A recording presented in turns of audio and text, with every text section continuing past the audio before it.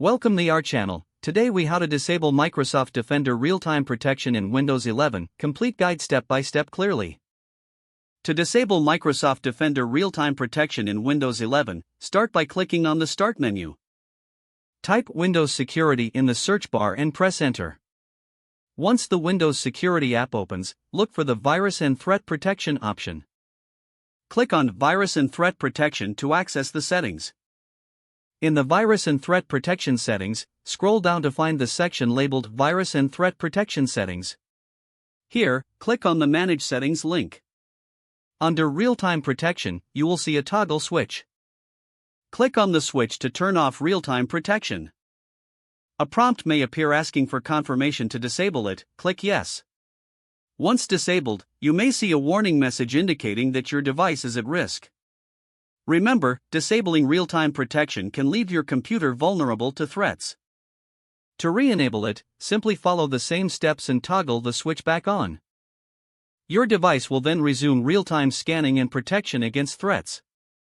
That's how you disable Microsoft Defender real-time protection in Windows 11. If the page does not load, refresh the browser or try again in a private or incognito window.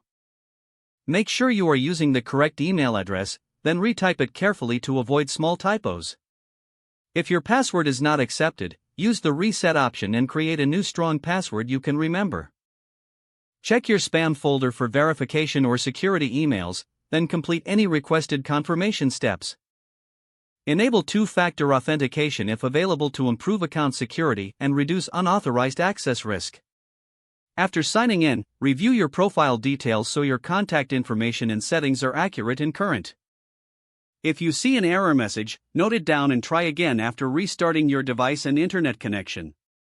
Log out when you finish, especially on shared devices, to keep your account and payment information secure.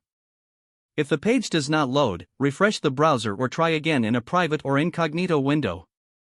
Make sure you are using the correct email address, then retype it carefully to avoid small typos. If your password is not accepted, use the Reset option and create a new strong password you can remember. Check your spam folder for verification or security emails, then complete any requested confirmation steps. Enable two-factor authentication if available to improve account security and reduce unauthorized access risk. After signing in, review your profile details so your contact information and settings are accurate and current.